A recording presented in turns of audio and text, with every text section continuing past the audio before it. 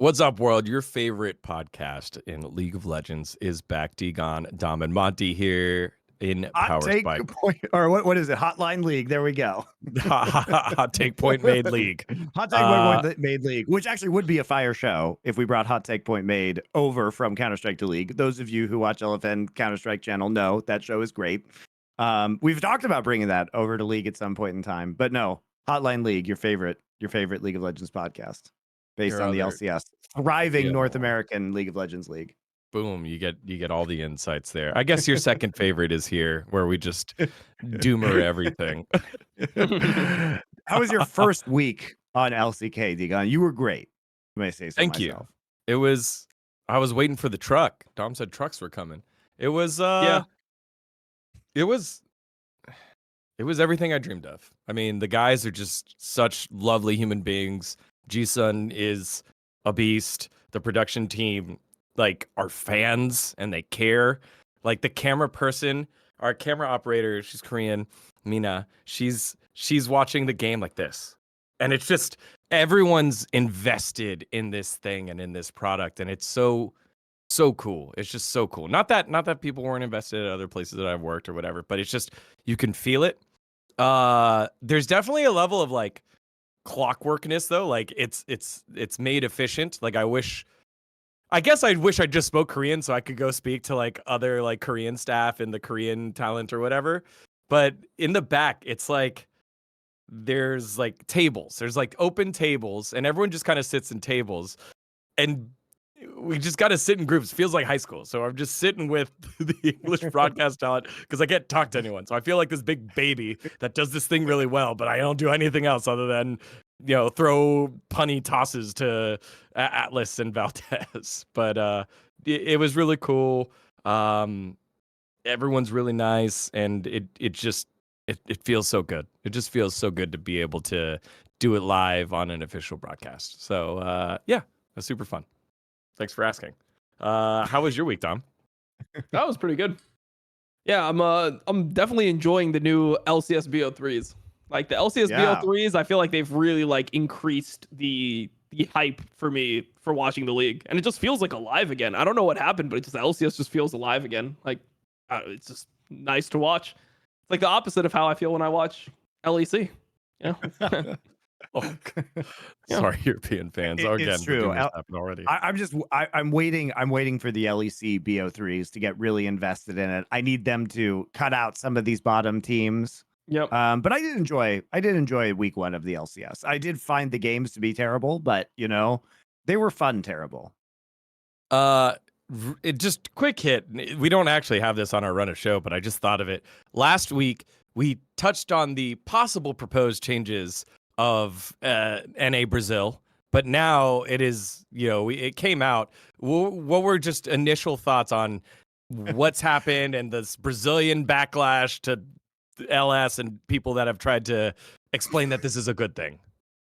I mean, what I love about LS is he's just so genuinely confused by the Brazilian reaction, and he's going to war with absolutely everybody, but he just doesn't realize that you can't possibly win. And I just think it's funny, and I just insult them whenever they tweet at me, and I just I try and fight fire with fire, and Ellis is like, but wait, I didn't say these things. Why are you attacking me? And I'm like, Ellis, that's not how this works. You just have to insult them and call them idiots.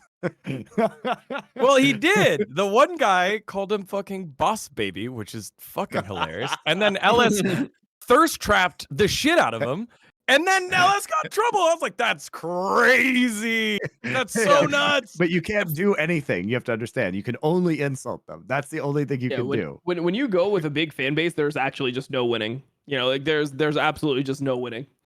I feel like the thing that I tried to tweet about it multiple times, but I feel like my tweets just got lost in the mix. Where what people from NA need to understand is that our priorities are way different than the priorities of people that watch Brazilian League. They just have way different mentality. They want to watch their teams play within their league with the players that they know and their own storylines. They don't give a fuck about this gives them an angle of potentially competing internationally. What I was trying to explain is even if mixed teams were made because now you have that extra roster slot, right? So like NA players could potentially come to Brazil. They have like one more import slot between the Americas. If there was a team with like 2 Korean players, 1 random like NA player, and then like 2 Brazilian players, and that team did better internationally, that wouldn't be like a win in Brazilians' eyes. Like it wouldn't be like if they won a best of 5, that would be somehow massive for Brazil just because they're technically America's Southern Conference. Like that is not their priority. Whereas I feel like everyone is from the English side of things is tweeting about it as if like they're going to be happy if like that's like supposed to be the win. They're like, motherfuckers, this is not even a win for us. Like if this happens, this is a loss. Like we've lost 4 teams, we've lost a lot of players. Our teams don't feel authentic to our own region anymore, which is what they care about. And what you have to understand is that if Brazil did not have that mindset, then the league would not be thriving the way it does within Brazil. If they cared about things the way that LCS kind of like determines success, competitive results internationally, stuff like that, then CBLOL would never like, because they're literally losing to Vietnam's sub team in MSI. Like they're losing to the win trade Vietnam sub team solo queue players in MSI. Like that sucks. Like they're obviously disappointed by the result. But their mentality is not, oh, this happened, well, I'm not going to watch my fucking region anymore then. They're like, okay, when does CBLOL start? Like that's kind of how they view it. So well, also, I mean, I appreciate too, you know, if you actually look at their viewership, it wavers very little compared to other regions, depending on which team is playing. Like if you look at the difference between top teams playing in most regions, like, you know, T1 versus Gen G this last week on LCK versus other like lower tier LCK matches, there's a huge difference in viewership, but it's pretty stable. I mean, there is a difference in viewership in Brazil, but it's pretty stable across all of the teams. And even, you know, as it's been explained to me, even the smaller teams have like their fan bases. And so they view even the removal of 4 teams that suck as just kind of the elimination of storylines in their league, which I respect. You know, I think it's cool. So, I mean, I do think that this is, you know, the movement of this is definitely for LCS in the end, but also to streamline the global stage. And as they've said, from a business perspective, they need to get rid of some of the tier 1 teams because there are too many teams for the shared revenue pool that they're trying to create. So I understand why they're doing this from a business perspective. But I also understand why the CBLOL fans are pissed. Yeah. That was my initial thought and tweet out, which was, you know, 70, it was like 10 teams getting cut. That's 5 players times 10 plus the staff, coaches, managers, social media, whatever the hell it is, especially if it's an established org. That's a lot of livelihoods being cut. So, and which is a bummer, but bummer's not even the right word. See, like that sounds so like fucking not heartless, right? Oh, bummed. You got to go find another way to put I'm laughing also because I like the trolling. You know, I've seen a lot of Vampetas in my time. Yeah. But I liked the Vampeta. At the gym, bro. I opened my phone and I just had a Vampeta just like at the fucking gym. I wonder if somebody just was like, damn, is this his motivation? I'm just looking at it. I'm staring into the fucking dick of a Vampeta like before I do a set. like some guys are in the fucking gym. They have like smelling salts and shit. I'm just looking at a Vampeta. Like, nice, man. Excellent. It was. How was your set? How was your set afterwards? It was pretty good, but it was kind of like a fear set. It was like, oh my god, like you get like I don't know, you just go on Twitter, you don't know what you're about to see, and like you fucking open it up, and it's just a fucking dick. You're like, other people see this? Like, it just feels like you just have that fear set, you know? You just gotta look at some Brazilian soccer player dicks before you start pumping some iron. You know, gets you in the right mood. I don't think we can. Anyway, I was gonna say I like the Vampeta where they put the no LCS sign in front of his crotch. By the way, Thorin's take on this was very funny, which is like, why would they make the no LCS sign? Like, literally, they want LCS to continue to exist, right? They don't want no LCS because that's just the Americas League. So what are they actually asking for? It's so funny. VAMPETA. If you're curious, you can search it on your own time. All right. Why would you do this? Okay. Nice. All right. You want to go into the ad read right now, or like? No. Not yet. All right, we've got our first segment of the day. Speaking of teams that need some motivation, there we go. They need to search for some better motivation.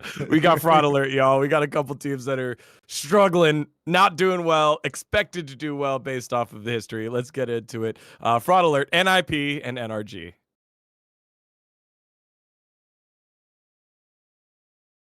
All right, so NIP had the hot start, and catching like hearts and minds over in the LPL. NRG, former reigning champs, they're the guys that made NA on top, literally with most of this roster, who he being changed out for Ignar, and they didn't do well last split, and then they didn't look good here in week number 1. So let's start with NRG since we're here. What did you make of their performance here against 100 Thieves? It was against 100 Thieves, who did make playoffs, were the number 2 seed, all that good stuff. However, it was a 2-0 loss here. Monty?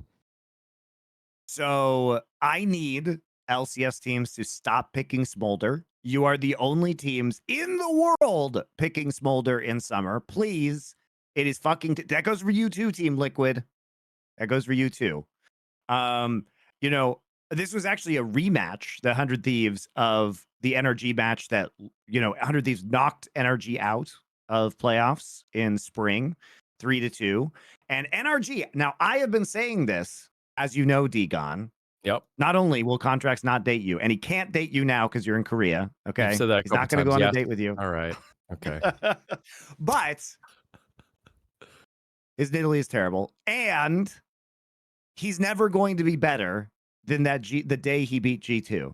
That was the peak of this NRG roster. They peaked on one very specific day. This was never a team where you should have kept the band together, guys. It was never that team. They tried. They had to get Huhi instead of Ignar. We reunite FBI and Huhi in the bot lane. Allegedly, they were still trying to get Ignar after spring, after their failure, and they couldn't get him out of Giant X. That's how badly he didn't want to come back to NRG in this team.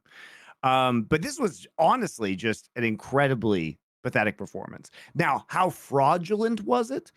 From the highs of winning LCS and beating G2 at Worlds, getting to the quarterfinals.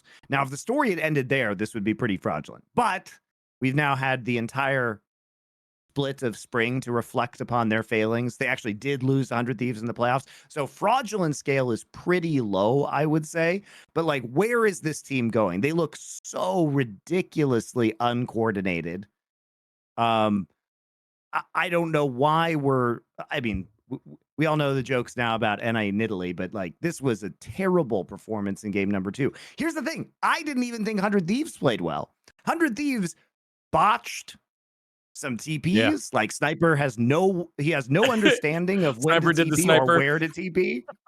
Yeah. They have 100 Thieves has virtually no macro, and that's what got them into trouble in playoffs, guys. And yet they just win lane, win game, I guess. So here we are. Here we are sitting with 100 Thieves victory. NRG was the team that was supposed to be more than the sum of their parts. They were supposed to be the macro team. Where the fuck is it? Yeah. Not in week 1. It's nowhere. I think also they're just not good at these types of champions that are in the meta right now. You don't want the meta for Palafox to be 80 mid laners like Tristan Corky. He was good at Engage, he was good at Nico, and then he was also good at random assassins. He was good in the Sylas, Akali meta. His Talia improved, so that was another mage he could play.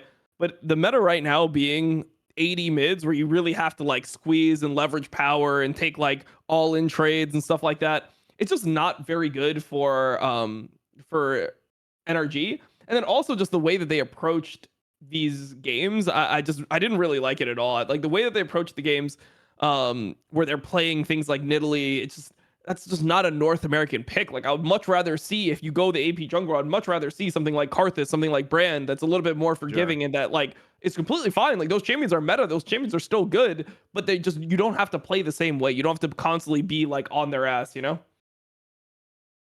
I always thought that Contracts could pull out the Nidalee. I thought that was something that was unique to him. I just definitely didn't like it in that draft, and it was interesting after watching so many drafts here in LCK to see what the priority ended up being. They got the TF as well, so it just felt weird. It definitely didn't feel like, and it felt like 100 Thieves had it answered with all the beefy frontline they had in that first game. I think the issue is that with Nidalee right now, it's not just the individual player. Like the team has to draft around the Nidalee and like actually get priority, and then you have to play around the Nidalee as well for it to be effective. So it's very hard because it's not just about the individual player; it's about the coordination that teams have around that pick. And I think that's where you see it really fall apart in the West. And Nidalee didn't really get buffed at all. Like you get a little bit of a buff from the increased jungle experience later on in the game. But the main thing that was buffed for junglers, the main reason that AP junglers are in the meta is Faded Ashes being in the game. The fact that there's now a 900 gold item that you can first item back. Whereas before, you used to have to clear, and then your first back was kind of awkward on AP. It would be like Dark Seal plus Amp Tome, or maybe you just go like a singular Blasting Wand. But now you have Faded Ashes, which is like a perfect item because after you full clear and take the crab, you're on roughly 900 gold. So it's a much better spike that junglers can abuse, but Nidalee doesn't have that spike because you're going towards like Lichbane first. So I think it's just a very weird spot where people are over prioritizing Nidalee, and I think a lot of it is just because Canyon is the best jungler that, or like he's on the best team. He's the jungler on the best team. Most people consider him the greatest jungler of all time, and he's playing Nidalee, and they're like, I want to be like Canyon. Like I'm Canyon. I'm the Canyon of North America. It's like you are not the Canyon of North America. Put down the fucking Nidalee. Canyon has this superpower called Chovy, who wins every lane and therefore always has mid prio. And that turns out really helps when you play Nidalee. It really fucking helps. Yeah, that's a pretty good passive to be on the side there. To quote Chronicler, because he said this and no one heard it. He said, unless you're Canyon, just say no to the cougar. And I almost wanted to be like, oh, I've heard that one before, Chronicler. That's weird. It's pretty good. I just did a quick look. The reason why I guess Contracts Nidalee makes sense in my head. He pulled it out in the playoffs last year in their playoff run. Didn't play it at all in 2022, and then in 2021 went 5-0 in Proving Grounds. So he's played it before in the past, but the more concerning thing to me about NRG as NRG fan, I didn't bring too many LCS jerseys or whatever. NRG's is one of them. I love these guys. I love this team. They felt very uncoordinated. That's what I'm most worried about. Yes, the play wasn't great. Terrible. Like Dokla got ahead because you can do that on Twisted Fate because you could show up in a certain spot and stun someone and get kills. But like other than that, the engages were not timed up together. I mean, they're taking fights. It just felt bad. They're taking fights they shouldn't even take. Like I don't even know what to say about game number 1. Like NRG, they got what? They got 3 Void Grubs, right?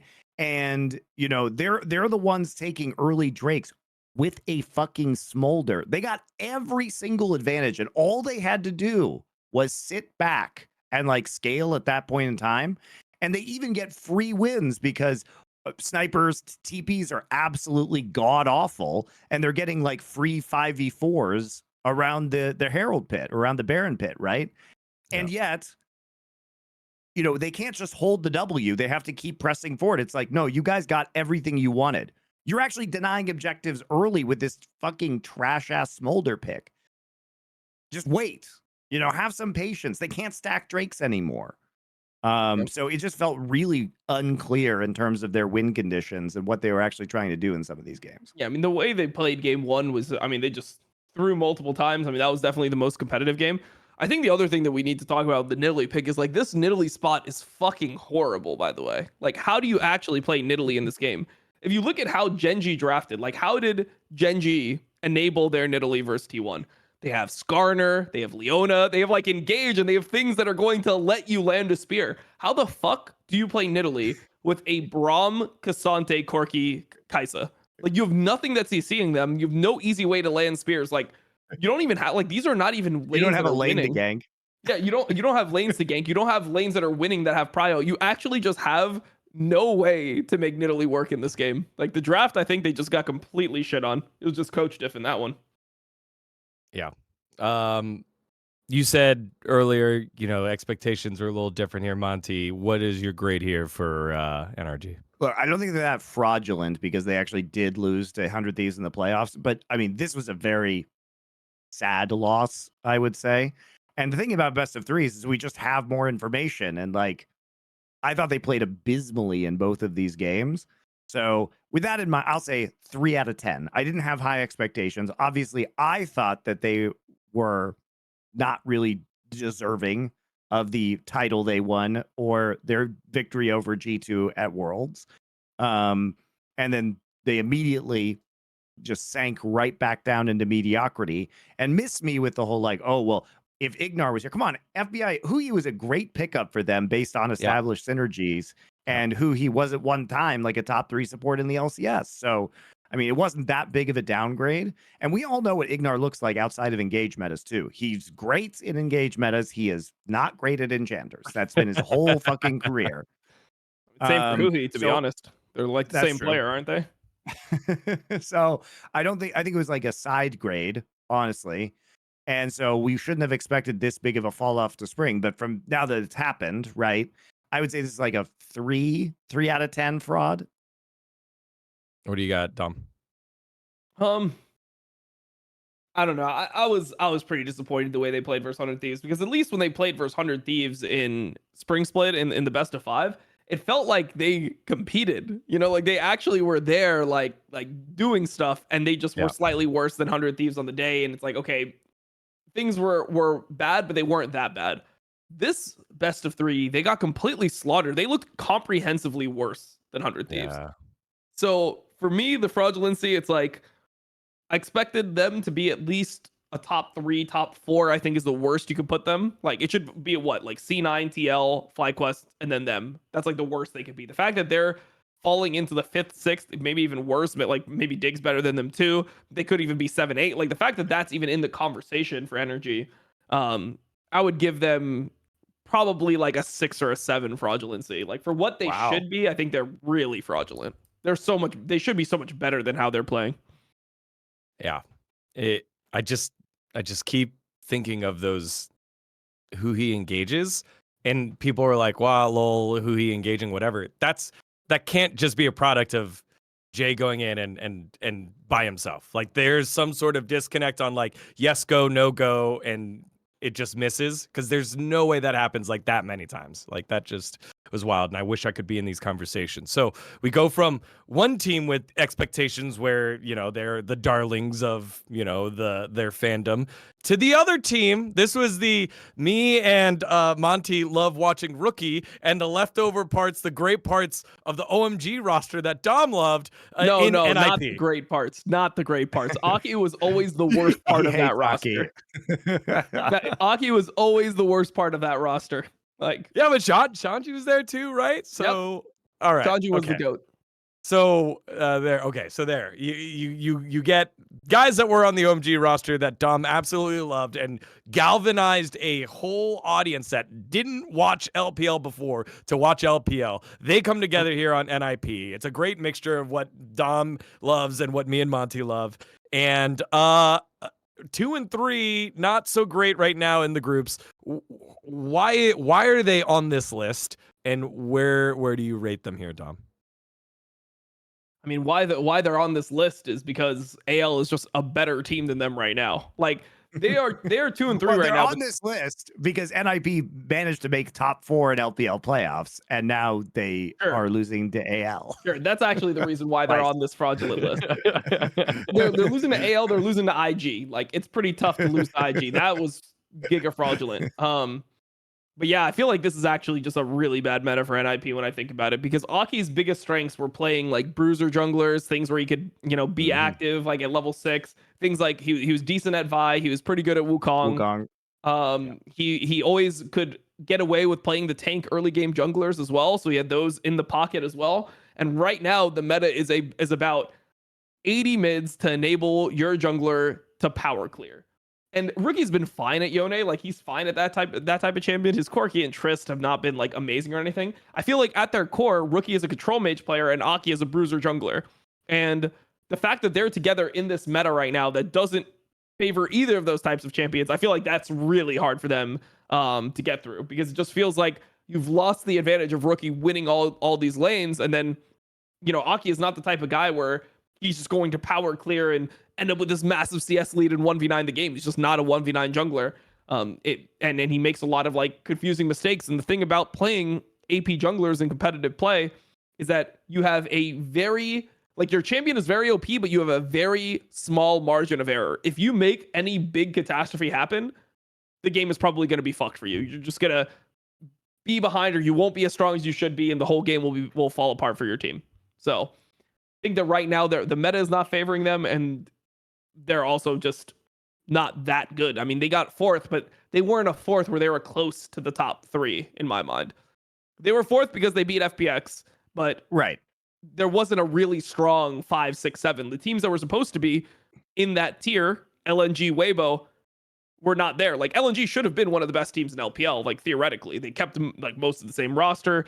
They had just went to Worlds, like they only lost Tarzan. They got a jungler that was in World Finals. They should have been okay. People thought they would still be at least top 4.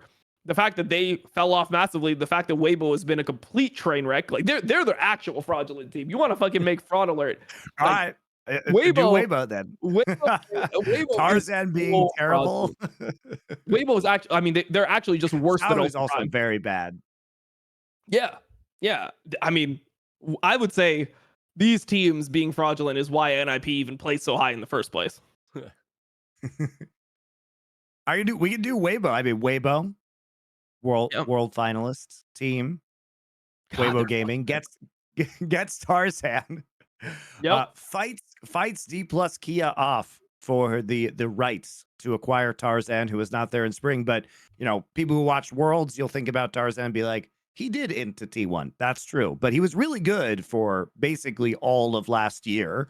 Yeah. I mean, Scout probably is an MVP without Tarzan's contribution. The Scout Tarzan connection was like my favorite thing to watch in the LPL last year.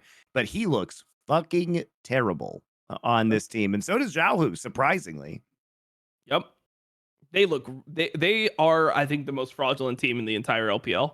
When people saw this roster, it's like, are they going to get top 4?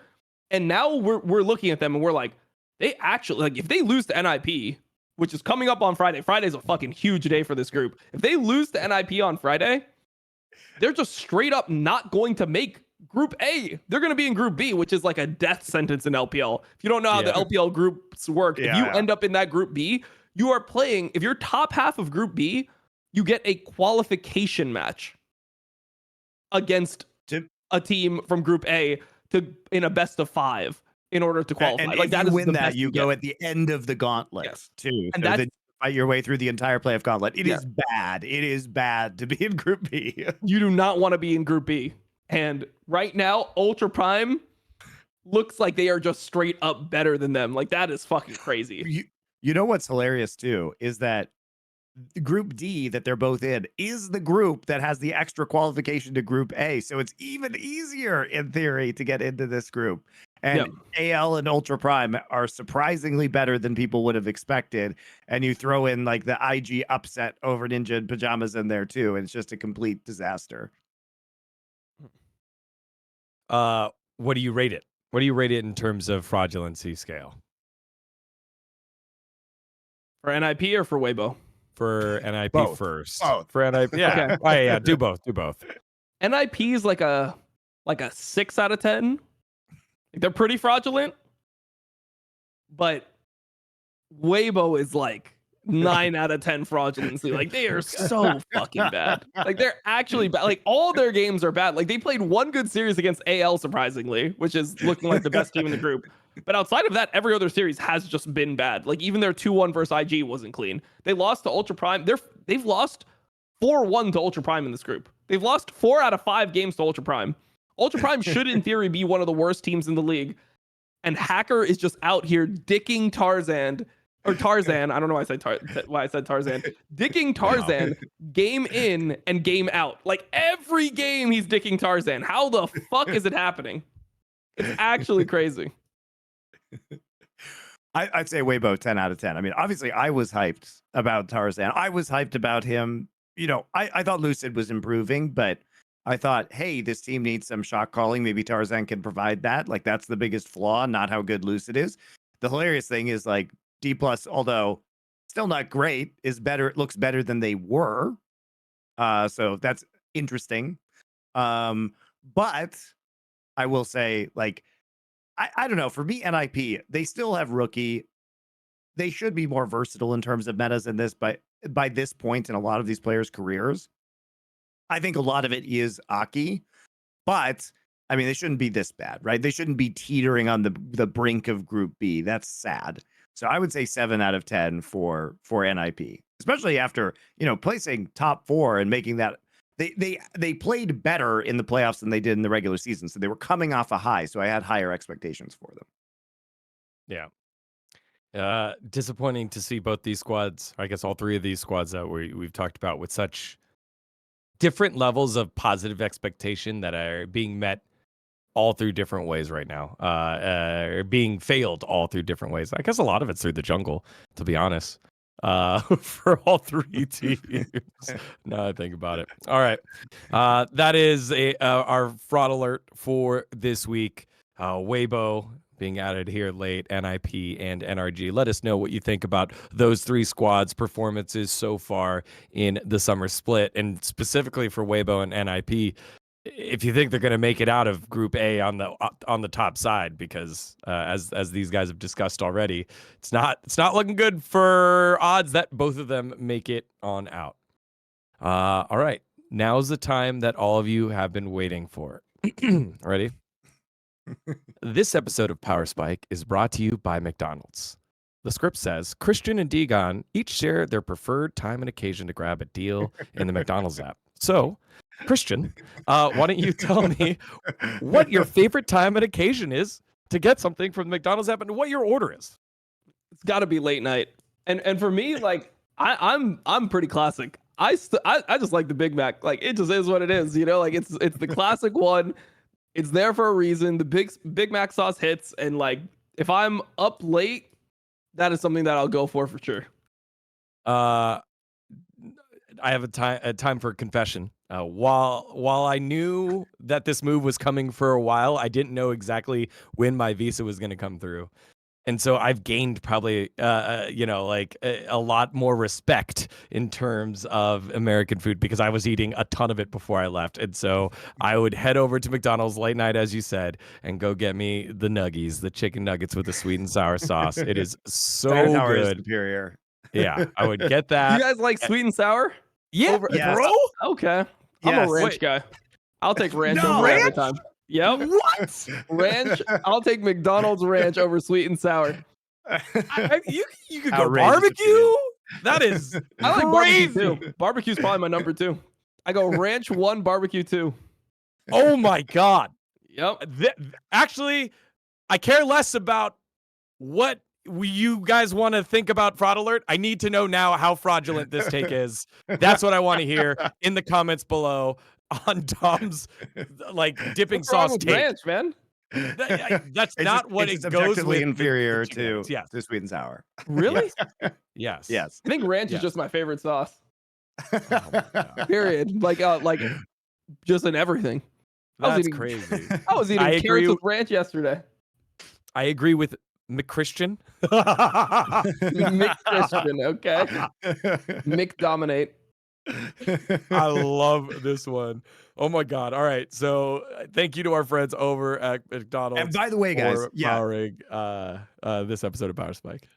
Yeah. So by the way, guys, the app is something you guys should definitely download onto your phones. It is fabulous. You get a bunch of free stuff on there. You can get free medium fries. Sometimes they have the quarter pounder with cheese, buy one, get one deals. You get points, which you can redeem. You can order ahead, so your food's there when you arrive. You're actually throwing, not using the app, guys. It is great. It is great. Yeah. So you get tons of discounts, tons of deals, free things. My order, even in Korea here, is the double quarter pounder with cheese. That's my favorite. There you go. Yeah. Boom. All right. We think this feeling is right up there with beautiful weather, a good night's sleep, and a perfect lane state frozen against your opponent. Boom. Go download the McDonald's app. ! McDonald's in the chat. Save money every day with the McDonald's app. Thanks to our friends over at McDonald's for powering Power Spike. That is, I got it. Like, Dom, this feels so meta, doesn't it? I mean, Yeah. guys, this feels so meta. It's very It's the American. coolest. I like it. I love this. Yeah, we are loving this right now. That was perfect, Monty.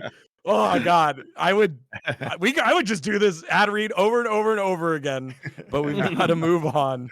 Holy cow, that's so cool. I love being in esports. Okay, next up, we've got high key, low key, no key for my region, the region that I love the most and care about most. No, there isn't anyone off camera making me say that. Excitement for the LCK teams. Which ones, after week 1, jump out at you and are you most excited about, least excited about, not excited about at all? Let's get into it. It's our high key, low key, no key of the week.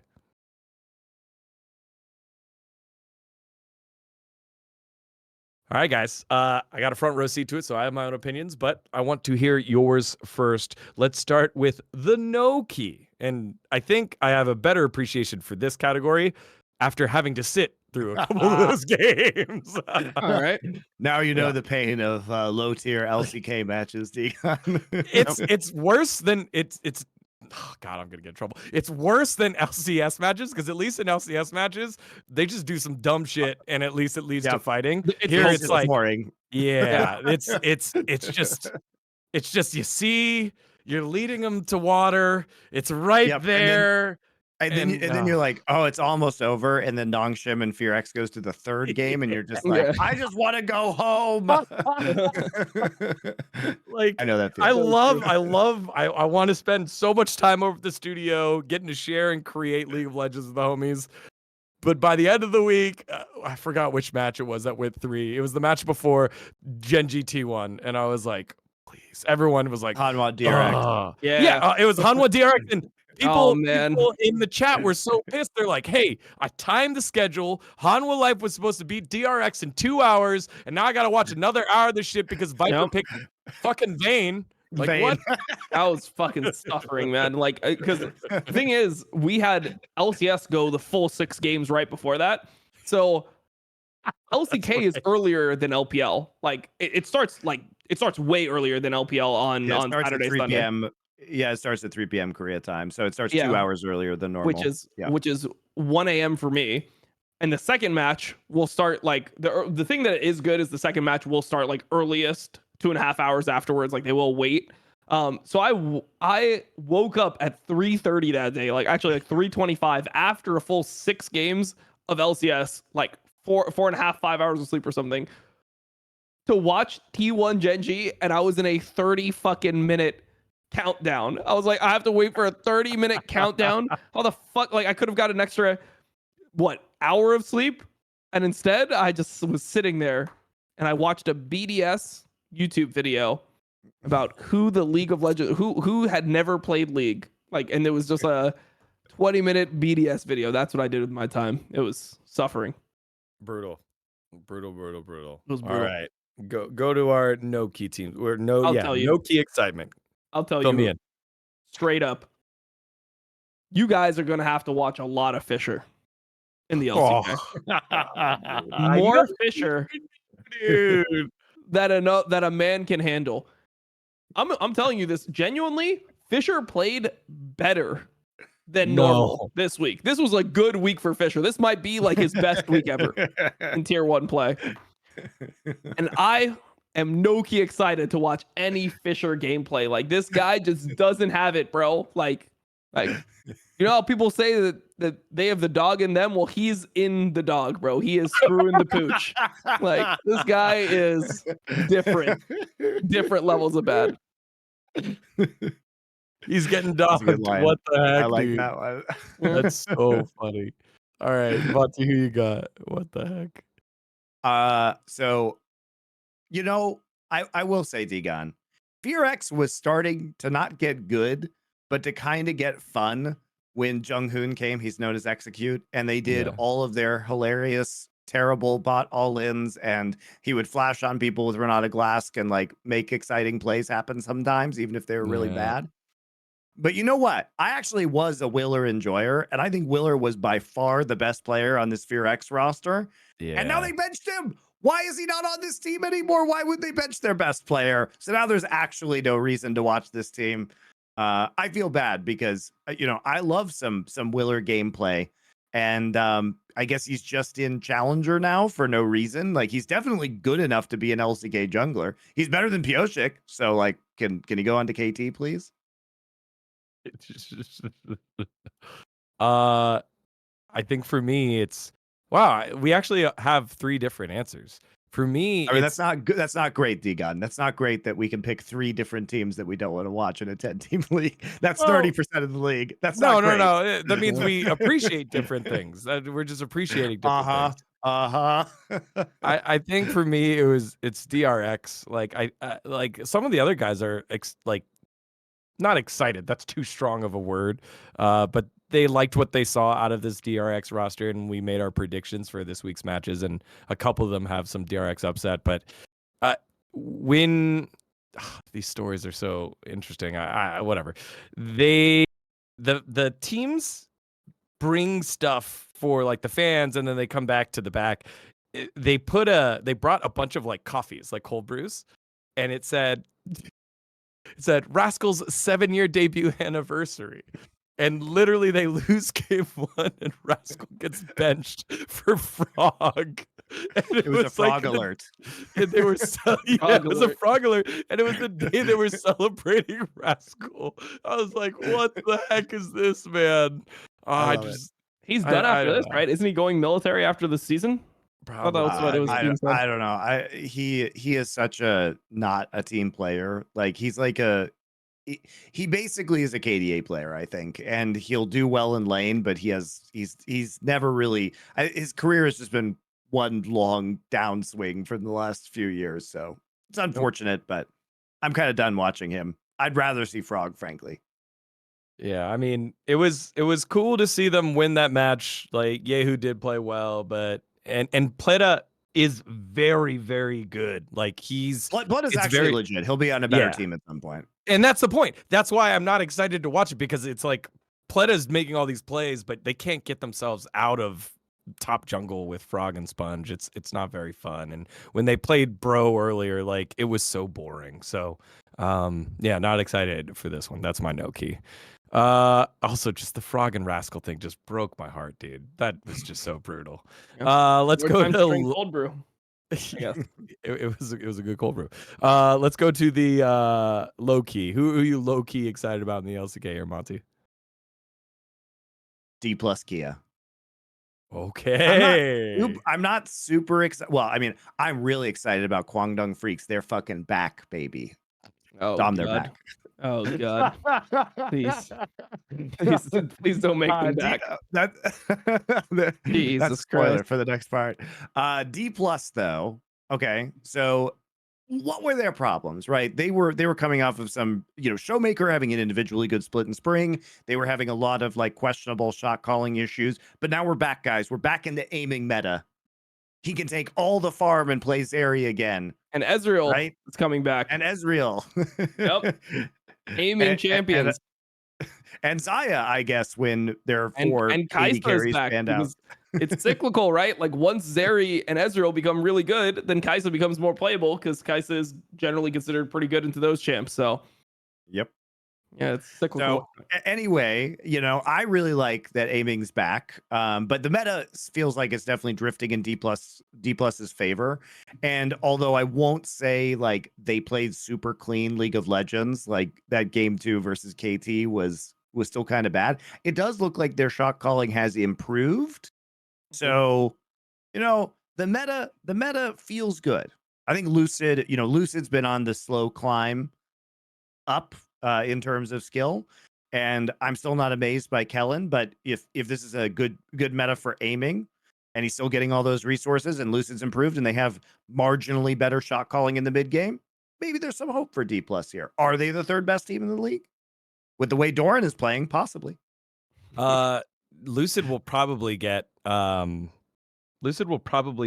a couple of Player of the Week votes. He did play very, very well. He played in well. both series. So, and again, given the fact that you had the Tarzan rumors about him coming over, that to me feels good. That's someone who like got a little fire in his ass and now is playing well. And they won a couple of tough games in terms of Hanwha Life and KT. So, pretty cool to see that from them. Dom, who you got? It's gonna sound weird, but I'm low key excited for T1. You took Why? mine, bro. You took mine, bro. Because like, look, Because the way they've been playing, I feel like they might actually suck right now. They might just be bad. They do. And they might suck. just be like 5th or 6th best team for a little bit here in the LCK. So I might be able to just hate on them for weeks and weeks on end. So I'm pretty hyped for that, bro. I think it's pretty exciting. Yeah, I was thinking of the quote because you have the same take as me. What is it? Form is temporary, class is permanent, but right now they're not very good. Like they're gonna get good, but you know the fact that it was that close against Nongshim and it just looked so undecisive. And then when they played got Gen G, murdered. they looked. It was. They didn't get to play.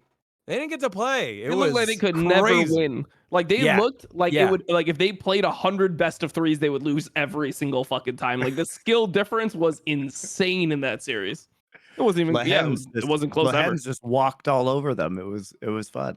Yeah, I mean it's a horrible meta for them, to be honest. Like to play into Gen G, I think Gen G, the only sad thing or the only scary thing for Gen G, I would say, is that when the meta hits you in the face this early, it's like it doesn't benefit Gen G that much because they're going to be one of the elite teams in Korea no matter what. Nerfed by Worlds for sure. And by the time like Worlds and playoffs come up, is Corki just completely nerfed out of mid lane? Like our AP jungler is still good, which Canyon has always been good at. He's loved AP junglers. I mean, he was one of the people that was forcing like Nico, and Nico got reworked. Like he's always looking for angles. I think he was the first one to pull out Brand. Actually, he pulled out Brand really early. Yes, he pulled it. Well, it was actually banned against him before he ever played it too, which was fun. Yeah, like people just knew. Yeah, so like he was really good at Brand. He's somebody who likes playing Lilia. Like he just has all the APs on lock. So right now, I feel like Gen G is pretty much unbeatable. So right now, Canyon obviously has his own world skin for Nidalee, right? His Nidalee is his 4th played champion. He's played 33 games at a 78.8% win rate on this champion. He is just unbelievable. The way that he finds the angles to thread the spears in is just different than all the other players. And we feel like it must be a scrim result champ because everyone's trying to do it. And for the longest time, we've known that's a Canyon champion. So I'm not sure, but it's really cool to be able to see the gulf in skill set when Canyon plays. Well, I mean, here's higher than that. Here's some fun stats. Here's some fun stats for Canyon, by the way. Like his worst AP champion, like jungle champion, is Maokai, which he has a 55% win rate on with 18 games. But again, is that truly like an AP champ? In terms of AP carries, let's talk about it. So Nidalee, 78.8% win rate. Let's go down. Diana, 76.5% win rate. Karthus? 83.3%, 12 games. Jeez, dude. So, I mean, his Silas is 68.8%. And yeah, all of his champions have high win rates, but I mean, basically all of his AP carries are almost, besides Silas, are like 70% or over, which is higher than his average. And his average win rate is 67%. Look, I don't know how other people do stats, but there is no way I watched what Canyon did to Peanut Hecarim with Nidalee in that game 5. He lost too. That was one of his losses. I'm not calling that a loss. Like I don't care what other people do, but that's a win to me. So he's 80%. So really, it's 80%. Yeah, it's realistically 80%. All right. Well, I guess Dom and I share the same one. I'm low key excited about what happens this T1 roster. That's basically my angle for it. I think he's excited to hate watch, but not getting too excited. I'm excited because it's been a while since we've seen them not be good. I guess the Faker injury was like the last time where they were bad, and they put in poor Poby. So poor Poby. Still grinding away. They won yesterday in a challenge. I mean, Faker lost lane in a Tristana Yone matchup. So yeah, I mean.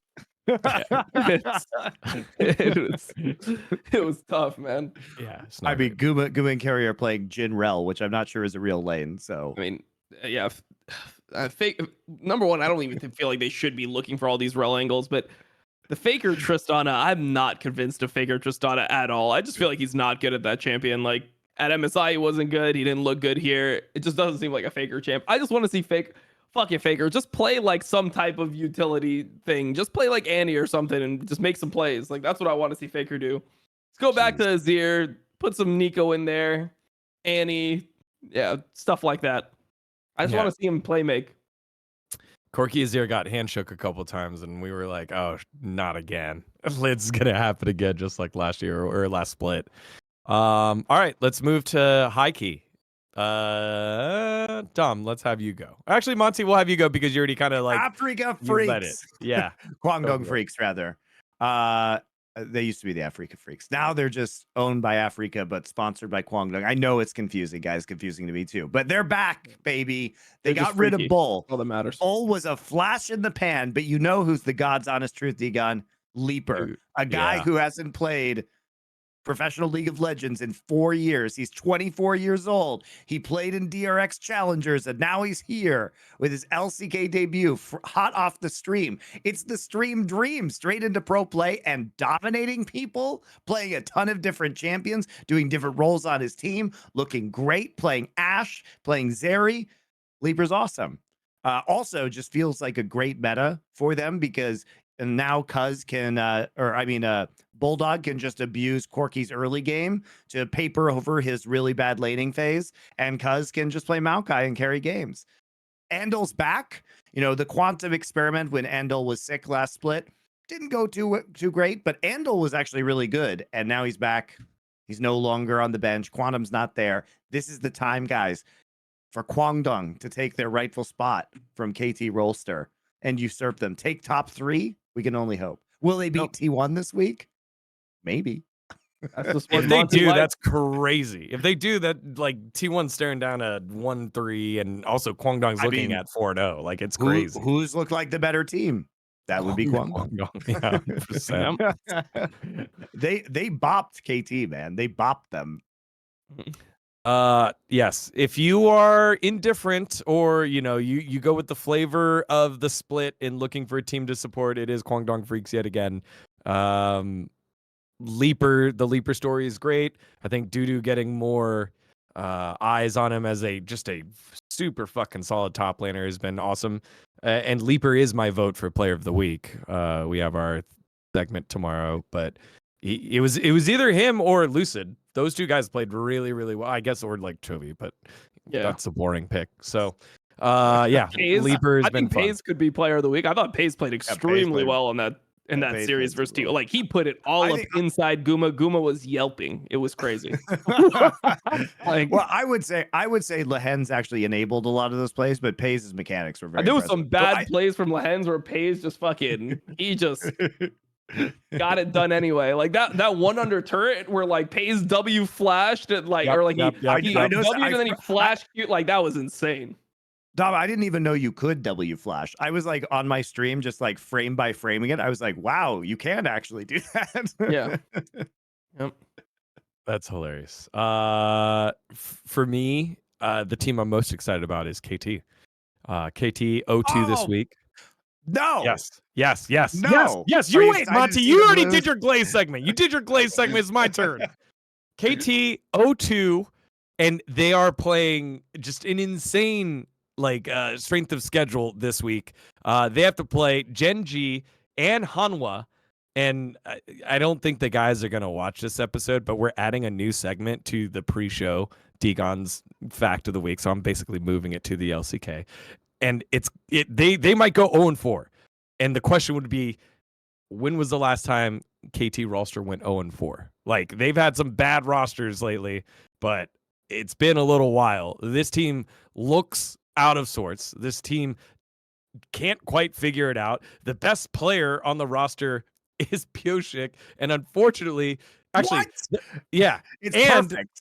No, it's not. Perfect's It is dying, perfect. dude. He like Dude, Piotr barely is could fucking play. terrible right now. Piotr is so bad, and Beryl sucks. Perfect is the best player on this roster right now. Beryl's bad. BDD is not having. He was very bad. BDD was very bad and building poorly. So I de facto to Piotr. He was suffering because his mid laner was suffering, and then they tried throwing in casting their substitute top laner because Perfect was sick, and he was so bad that they put Perfect back in. So this KT roster might be looking at a new like history making low going into week 3 if this week goes according to plan. And that's exciting to me. Anytime there's historic numbers, boom, let's follow it and we'll tell that story. So yeah. Dom, who you got? I just need KT to be punished for letting Cuz leave this roster, and they must be punished by Cuz himself on Kwangdong. That's what I require. That's what I require. Yeah, I mean, I don't know. I feel like I only have boring options left. I could just say I'm excited for Gen G. I'm high key excited for Gen G. I'm pretty excited really for good. Hanwha Life. Like, I'm pretty excited for Hanwha Life in general. Like, What? I think that they're gonna make Worlds this year. You know, like so Doran has been so fraud. Doran Doran and Beat are bad. But the thing is, like, Viper is used to playing with bad top laners. Like that's just par for the course for Viper. Like he's used to everything crumbling. He'll get them to Worlds this year. They'll make it. And then we get to see Viper internationally. This show just again. actually has turned into the League edition of Hot Take Point Made, I see. Yeah, pretty much. This segment. Yeah, who's left? All right, give me them, and this is why. All right, cool. Golly, damn. KT could have lost even more, but their first game in week 3 is against the Bros, and the Bros might actually be my least. I'll give them one more week. Please show some life, but they play so slow, and they have like a 5,000 gold lead. It can't do anything with it. Like I liked being a Bro fan when I watched in Twitch chat because I could alt tab and go do something else after I type haha Giga Chad, and then leave. Haha Bros, leave. Now like, you actually have to. There's no leaving. They play so slow, dude. Nope. You're trapped in the prison with Bro. Yeah. Yeah. So and they were fun to watch, at least in the early game when they had Umti, because last year dGon, it just became a game of wow, they're doing surprisingly well. I wonder how they're going to throw this game. Yeah. So it was kind of fun to watch them last year, but it has not been fun to watch them this year. Yeah, I thought that they settled the bot lane or the support role with Palu, but Palu was awful in the last series. Young Jay actually looks good, but he's a lone E from the Freak, so he'll get good with Bro this split. And I don't know, they sell Cuz and then for like $1 bajillion, and they got Young Jay behind him, who was pretty good. So we'll see what happens with this squad later on. Those were our high key, low key, no key calls for the LCK teams. Let us know in the comments below on whatever platform you're watching on, who you're most excited about. And while you're there, give us a follow or subscribe so that you don't miss any of your esports content here on Last Free Nation. Also, check out our other channels that we have. Basketball just wrapped on up. We have one more episode left for our basketball podcast over at our LFN Sports. We have LFN Culture, where Monty and Doa have been covering. What have you been covering in the most recent episode? We just released our Furiosa episode, and we have our dreaded The Acolyte episode coming up. Holy moly, that show is so bad. Never watch it.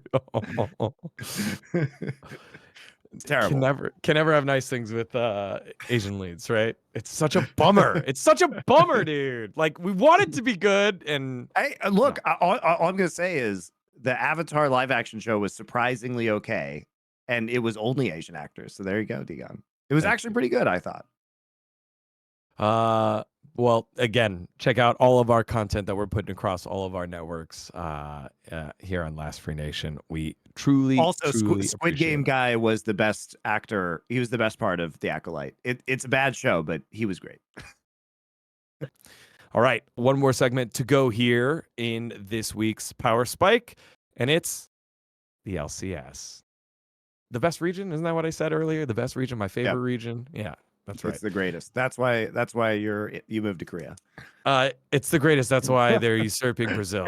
They're actually helping Brazilians be part of the greatest region in the world. That Brazilians should be grateful. We're kidding. We're kidding. I don't want this bit to go too long. Otherwise, it gets clipped, and then we get like, we were nice to you earlier. Yeah, okay? yeah. Don't worry. Monty accepted your naked Brazilian man pictures. It's okay. It's okay. All right, let's go to it. Our Galaxy Brain Club LCS results of week 1 and what we think of the best of 3 changes.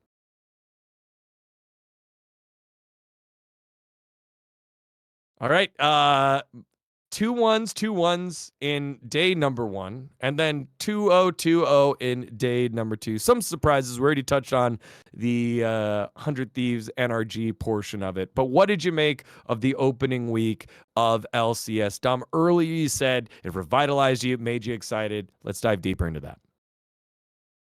Yeah, I think that there's just been a lot of changes. Like, there feels like there's more life in the league. They have they're continuing doing pros, which was probably my favorite content that LCS has done, where they just have like 3 pro players and Dash, or before it was Sven, like just talk shit with the players. Like, that's like the vibes I want. It lets you get to know the players' personalities. Also, I think they just have players that have personalities in the LCS now, which we didn't have for a while. Like Tomio, the more you watch this kid is fucking hilarious. Like he's like a dumbass, but he's like a lovable dumbass.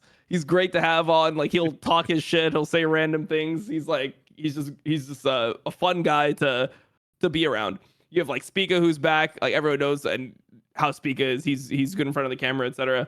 And like, that piece of content is still going on. The game quality, like, it's not like you watch LCS to watch the best league in the world. The people that still watch LCS don't think that LCS like quality is super good. That's never been the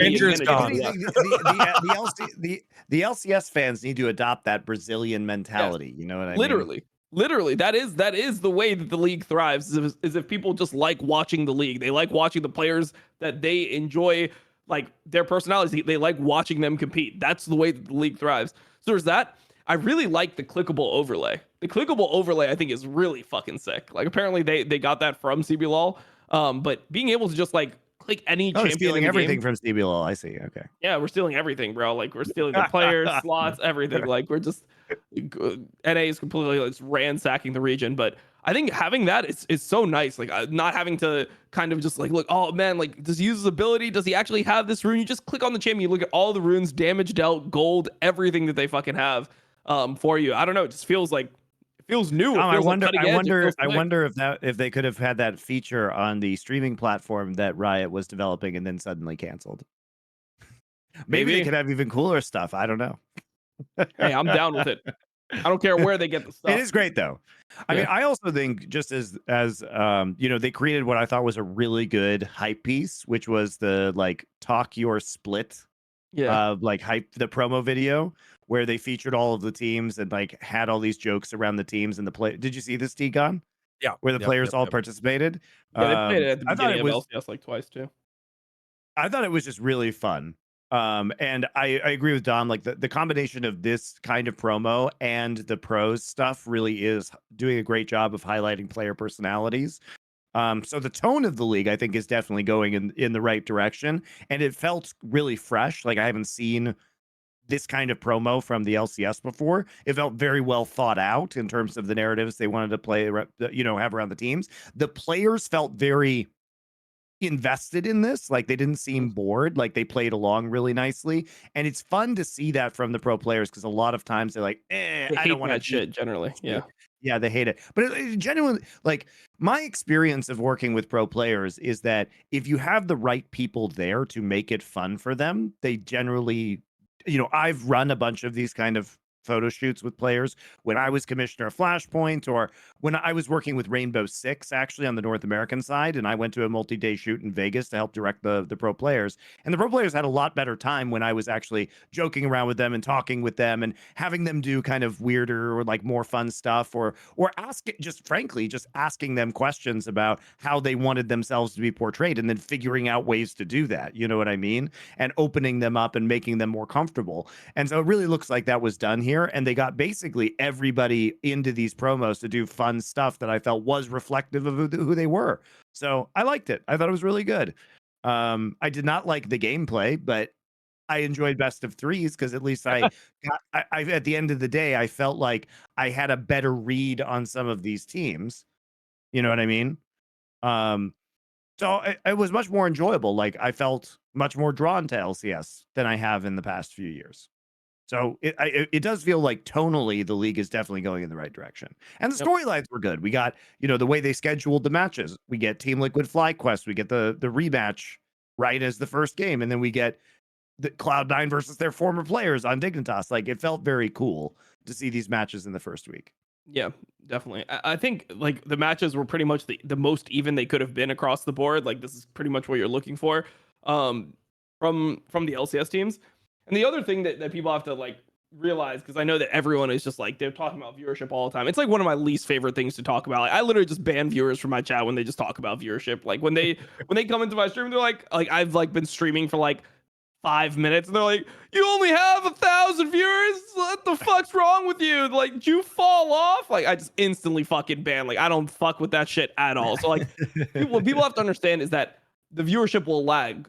The LCS has to survive like this for a certain amount of time to build up the viewership back that they've lost. It's not something where it's like the league develops this and then next week everyone's fucking watching again. So like I feel like people need to give it time in this type of feel for people to really be endeared. I think towards unfortunately, Dom, I just don't think this is a product problem of the LCS. Like I think that this is great to retain viewers that already exist. I don't think I think it's a player-based problem. I think they have no young people playing this game in North America. So where is this surge of viewers going to be coming from? Like like basically, if you're an elitist, you're not going to watch LCS. If you're like a boomer elitist, you're going to be watching Korea and China, right? If you are an OG NA fan, like you're probably still watching this and you might like watch slightly more because of this reason, but there isn't like some undiscovered trove of viewers that is going to be coming from North America who are going to be watching this league. Yeah, I think the main thing is that you're trying to get the people that watch the big, because you see when big games happen, like within the LCS, you do have like, you don't have the peaks that other leagues have, but you have peaks on those games. And the big thing about LCS is that the bottom teams were always so fucking horrible to watch that you would see like ridiculously low viewership. So the whole idea is that you want to retain those viewers over a longer period of time and make them watch the whole weekend of LCS the way that viewers used to, as opposed to just tuning in for like one game, one best of 3, for example. I think it goes back to the fandom that we were highlighting that the Brazilian teams have and fans provide. And when we think of LFL, when I came out here to LCK, the teams do a great job of feeding this to them. Like over here, there are so many employees or like volunteers that are handing out the stuff, the signs that you see that are branded, like the branded things that you see. And we just didn't have that at LCS. You got like your manager or maybe the social media manager doing that as well as their main job. And it doesn't feel like that here. It feels like, no, this is part of it. It's so important that we give back to the fans, so important that we make this content to them. And these are coming from players that are better and more efficient than what we had in the LCS. So I think it's really about detracting down. The example I use the most is actually MLS. Like Major League Soccer is not where you go to watch the top tier talent, but these fan bases across the MLS are insanely passionate about their teams. And you get the rivalry matches like LAFC versus LA Galaxy. You get like all of that, and to the point where like, okay, Apple is gonna pay for it, and now they found themselves a brand deal. It did take like years to make that happen, but we tried to come out the gates swinging like LCS is the NFL or NBA, and we're not. We are somewhat hockey or like MLS. Like that's what we are. I mean, something that Harris Peskin, who's one of the lawyers from ESG, who was on one of my Four Horsemen shows, suggested, which I think is a good idea, is like part of this for LCS is like, why is everything based in LA? And, I've been pitching like we should have had 2 conferences, East Coast, West Coast conference. I pitched this 10 years ago and said we should have had 6 teams in LA and 6 teams somewhere in New York or in Boston or somewhere on the East Coast, right? And actually set up regional rivalries, because that's worked extremely well in fighting games in America, right? The East Coast, West Coast thing is absolutely huge. So But Cal I mean, Smash.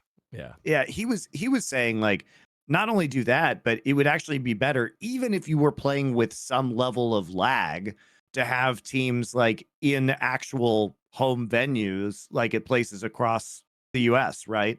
And like, I think that if they were playing remotely, which I know is not ideal, like you have to look beyond the ideal playing conditions of everybody having zero ping to looking at what is the best way to energize the LCS and like save it as a product from the death Yeah. spiral that it's in, which Yeah. is like, why don't teams literally disperse all over America?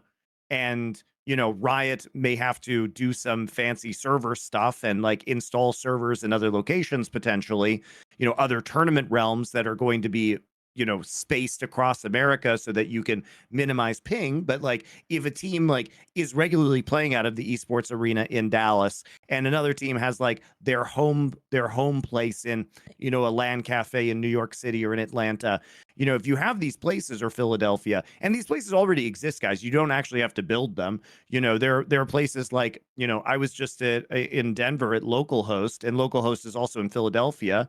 And these are very big venues, like very big LAN centers that have stages already. And why not put an LCS team there and actually start to build, and they play their matches out of there? The broadcast takes place remotely. They know how to do this from COVID. And sure, it's not maybe the same level of hype, but if you would actually, I think, start to generate local fan bases that would latch onto the teams. And I think that's just frankly a better idea. Yeah, I heard they're actually doing this next year in Brazil. They're actually going to have South Oh, really? American teams. Yeah, they're doing a Oh, they're doing a crazy. South American idea. They're just going for all of the Americas as opposed to just United States. But yeah, I mean, I think there are many things that you could do to make this interesting, and also like it would also get the LCS out of LA, which is a giant ass problem in terms of cost. So I think you just kind of let the teams stake out, find home ground for themselves, and just kind of geographically spread out the North American conference. I mean, it's just ridiculous to have it in LA still, and it's not doing anything. It's not like the existence of it being in LA is not bringing it more fans. You know what I mean? Yeah. It's just not. Yeah. I mean, Like, the whole idea, like, I think that you're not going to get more North American fans necessarily, but what the hope is that even though the Brazilians are like upset about the America's change, the Brazilian fans are so crazy passionate that I don't think that they would ditch their league over it or ditch like their teams. And they like, you might, if Baiano is still covering the Northern Conference, if he's still doing all that stuff, you might be able to, if you have a really good product, you might have the ability to retain some of this like this viewership that you have from other places. Obviously, that doesn't solve the sponsorship thing, but I feel like everything feeds off each other when it comes to this type of stuff. Like you might not be able to access more like that much more American fans, but you can definitely get more fans if LCS has a certain hype around it. I mean, there are just a lot of people that still are aware of the LCS that used to really like the LCS that are still watching League and stuff, but they just choose not to watch that. They'd rather watch like individual streamers. And I think one of the biggest things that could happen for LCS now that they're and like it'll obviously be the Northern Conference is like that rotating slot. I think that rotating slot could end up being potentially huge if you're able to get streamers involved with NACL teams and stuff like that. I wish it was more slots, but one is good, and I agree. And to your point, like I had someone who hit me up, I guess, who came back into my life, I guess is the best way to put it, from college, and was like, "Oh, you're doing League? I used to play that all the time," and I got to explain to them like what it's like now and all that stuff. We have churned fans. That was the term that they used at Riot. Churned fans, fans that used to follow League and then they fell out. It's like, okay, we don't ignore them. They can't be a priority. Don't ignore them. But I do think there are ways to at least attract them now that we've at least stabilized a plan moving forward for the LCS and for the Americas region. Yeah, so hopefully that's the way forward for the LCS. We did a lot of talking about the league. Let's talk about the teams quickly here. Week 1, TL defeats FlyQuest, right? Yeah, TL defeats FlyQuest on opening day. Cloud9 and Dig, the highly touted debut of Thanatos, and this Dig roster that is like, you know, the last hurrah. You get a bunch of worlds and experience on it, and then 100 Thieves, Blank, and NRG, and then Immortals in the someone has to win matchup, defeating Shopify Rebellion. Which storylines jump out at you? I mean, Cloud9 doesn't look like they really solved any of their problems, which is not surprising because why would they by replacing Fudge with Thanatos? Like, Thanatos feels really disconnected from the rest of his team. Look, I'm not saying that this wasn't expected, right? Because obviously he's coming into a new team. Even though his English seems all right, like he's still trying to communicate in a second language, and he's just not really there yet when it comes to coordination.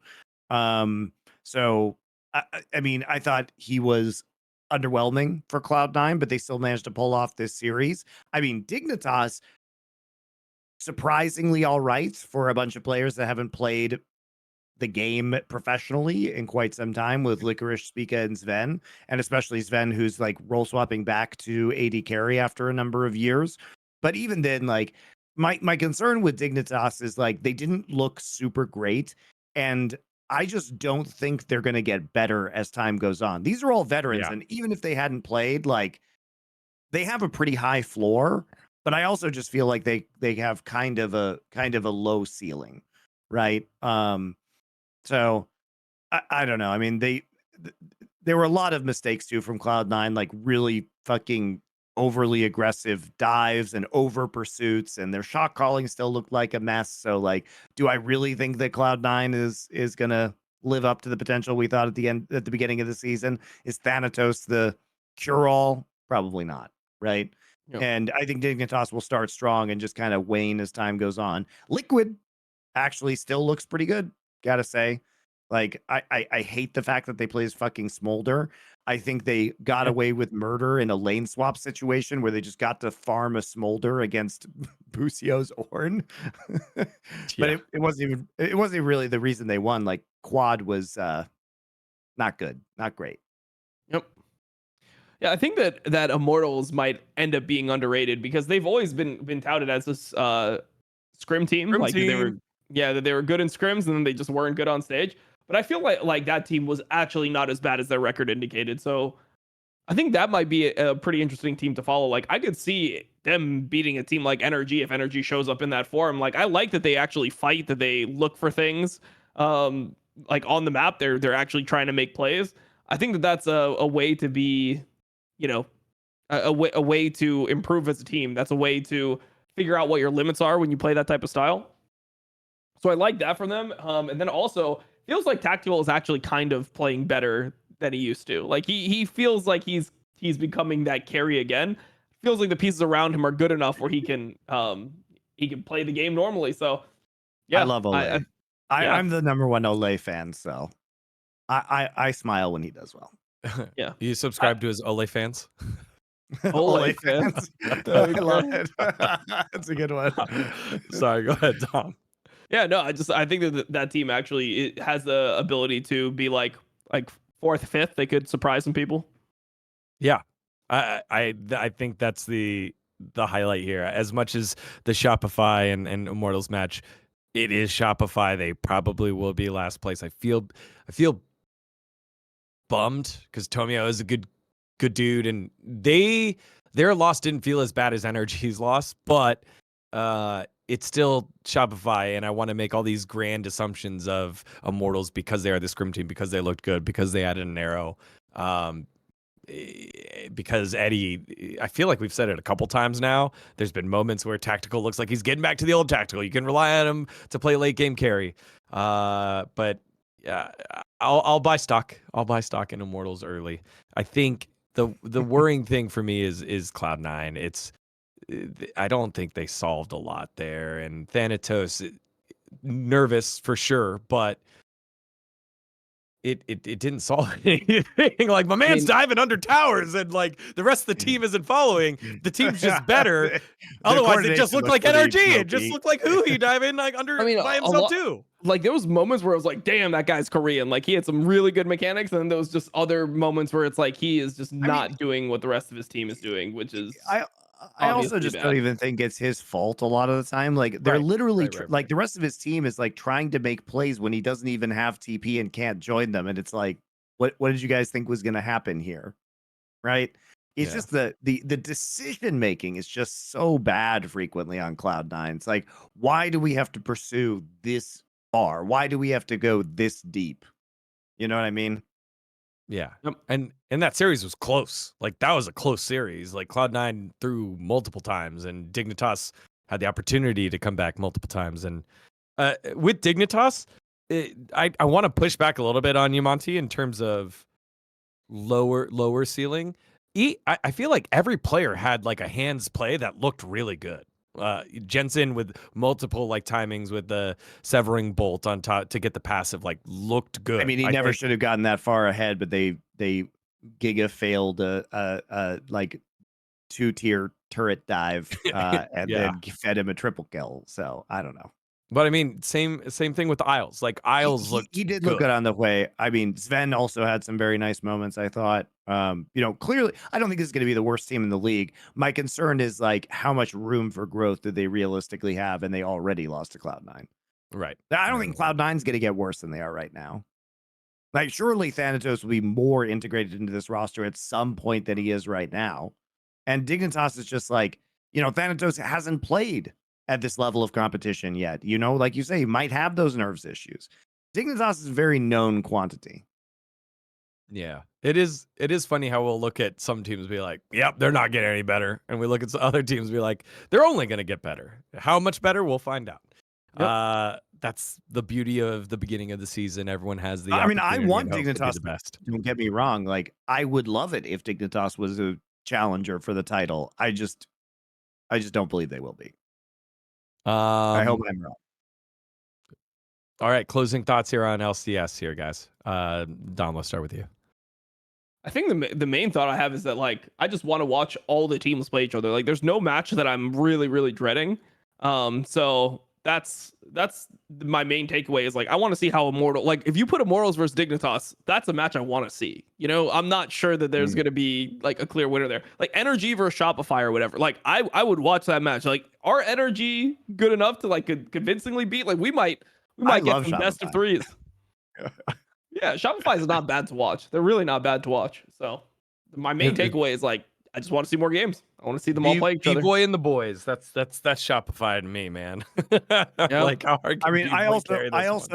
also just appreciate that this is just it. LCS feels very manageable to watch. You know, 8 teams feels manageable. I like the best of threes. That's a great change.